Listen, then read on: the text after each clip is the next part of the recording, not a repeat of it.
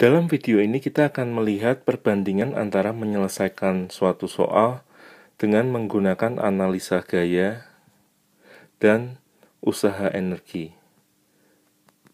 Jadi soalnya demikian. Misalkan ada sebuah balok yang terletak di suatu bidang miring. Misalkan massa balok ini 5 kg, lalu bidang miring ini kasar, di mana terdapat koefisien gesek kinetik misalkan 0,2. Lalu bidang miring ini punya sudut kemiringan 37 derajat. Nah, balok ini kemudian akan bergerak turun. Yang menjadi pertanyaan adalah berapakah besar kecepatan balok ini setelah ia menuruni pada suatu jarak vertikal H yang sebesar 3 meter, jadi turun ke bawah sejauh 3 meter. Nah, berapakah besar kecepatannya? Tentu kita bisa menyelesaikan soal ini dengan dua cara, yakni yang pertama dengan menggunakan analisa gaya, dan nanti yang kedua juga akan diselesaikan dengan menggunakan konsep usaha energi. Nah, untuk yang pertama, ketika kita menganalisa dengan gaya, kita tentu mengingat bahwa pada benda ini ada gaya berat mg, lalu ada gaya normal yang tegak lurus dengan bidang permukaan, dan juga ketika turun ke bawah terdapat suatu gaya gesek. Nah, lalu pada arah gerak ini kita tahu bahwa balok tersebut nanti dipercepat, di mana percepatannya itu kita akan hitung dengan gaya total dalam arah gerak tersebut dibagi dengan massa. Nah, untuk mencari gaya total ini kita hati-hati, karena pertama harus diuraikan terlebih dahulu komponen dari gaya berat ini, yakni yang arah menuruni bidang miring itu, yakni mg dikali sinus kemiringan bidang 37 derajat. Nah, ini silahkan dilihat kembali bagaimana dahulu kita menguraikan gaya-gaya. Jadi, kalau kita hitung di mana nilai massanya 5, lalu gravitasi 10, sinus 37 kita bisa cari dengan suatu gambar segitiga istimewa yang tegak lurus 37 derajat, 53. Nah, ada sisi-sisi yakni 4, di sini 3 dan 5, maka sinus 37 dapat kita lihat yakni sama dengan 3/5. Dan cos dari 37 yakni 4/5. Jadi nilai mg dikali sin 37 itu tadi sama dengan 50 dikalikan dengan 3/5, atau kita dapati sama dengan 30 Newton. Nah, kemudian mengenai gaya gesek F ini, nilainya adalah sebesar koefisien gesek dikali gaya normal, yang pada sistem balok ini adalah sama dengan komponen mg yang arahnya tegak lurus ke bawah dari bidang tersebut, yakni mg cos 37, atau 50 dikali 4/5, yakni 40 Newton. Jadi kalau kita hitung besar gaya geseknya 8 Newton, maka tadi percepatan untuk turun ke bawahnya sama dengan 30 dikurangi 8 dibagi massanya yakni 5. Jadi 22 dibagi 5 sama dengan 4,4 meter per detik kuadrat. Nah, kemudian setelah mendapatkan percepatan, kita tinggal menggunakan rumus yang ada dalam gerak lurus berubah beraturan, yakni gerak lurus dengan percepatan tetap, di mana salah satunya adalah untuk mencari nilai kecepatan. Nah, ini kita harus mengingat ada satu yang bisa kita gunakan, yakni 2 dikali percepatan dikali jarak sama dengan V kuadrat dikurangi V0 kuadrat.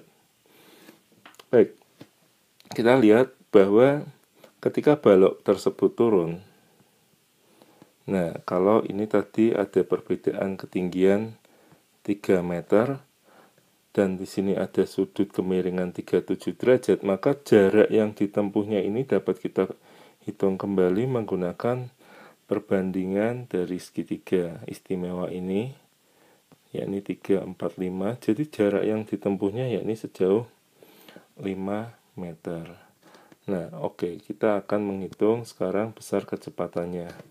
Nah, 2 dikali A dikali jaraknya 5 meter sama dengan V kuadrat dikurangi V0 kuadrat, di mana V0 ini sama dengan 0 karena kita lepaskan dari keadaan diam. Jadi V kuadratnya sama dengan 2 dikali percepatannya 4,4 lalu dikali jaraknya 5. Nah, ini 4,4 dikali 10, jadi V kuadratnya 44 atau V-nya akar 44 meter per detik. Nah, sekarang kita akan menggunakan metode yang kedua untuk mencari kecepatan ini, besar kecepatan ini, di mana kita akan menggunakan konsep usaha dan energi.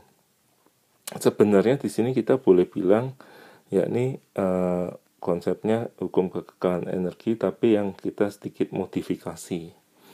Jadi artinya apa? Waktu benda itu mula-mula dilepaskan, dia punya energi yang dikatakan energi potensial gravitasi MGH. Jika kita anggap posisi terendahnya ini adalah sebagai posisi acuan, jadi H-nya adalah 3 meter tadi.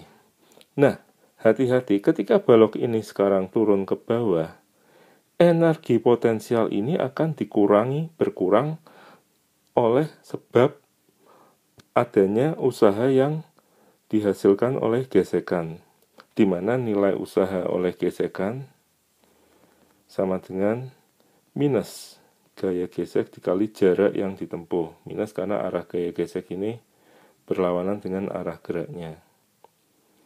Jadi kalau kita hitung proses bergerak dia turun ke bawah ini, energi mula-mulanya tadi adalah MGH, lalu dikurangi suatu usaha dari gesekan atau langsung saja minus gaya gesek dikali jarak.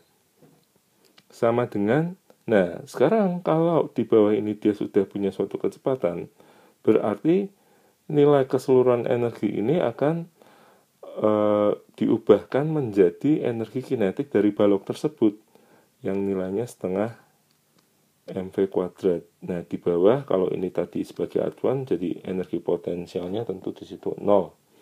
Jadi sekali lagi cara menghitungnya ini adalah ada energi mula-mula MGH yang dikurangi oleh suatu usaha dari gesekan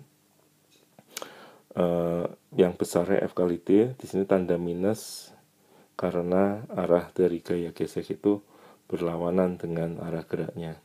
Nah, kalau kita hitung tadi massa kali G kali H dikurangi gaya gesek dikalikan jarak yang ditempuh sama dengan energi kinetiknya, massanya 5G, kita beri nilai 10, lalu hanya 3 meter dikurangi gaya gesek tadi kita hitung yakni 8 dikali jaraknya kita juga udah cari 5 meter sama dengan setengah dikali massanya 5 V kuadrat. Nah, ini perlu hati-hati. Jadi setiap besaran yang kita masukkan di sini harus sudah dalam satuan yang diperkenankan. Misalkan massa dalam kilogram, G dalam meter per second kuadrat, H dalam meter, gaya dalam newton, massa dalam kilogram dan seterusnya. Jadi di sini kita bisa hitung nilainya yakni 150 dikurangi 40 sama dengan 5/2 dikali V kuadrat. 110 sama dengan 5/2 dikali V kuadrat. Atau V kuadrat sama dengan 220/5. 44. Nah, kita juga mendapati nilai dari besar kecepatan benda saat berada di bawah akar 44 meter per detik.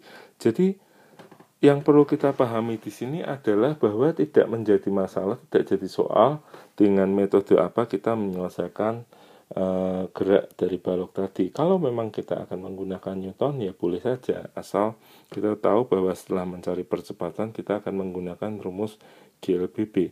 Nah, di sini untuk yang menggunakan konsep usaha energi, kita harus mengerti bahwa ada suatu energi yang hilang dalam gesekan.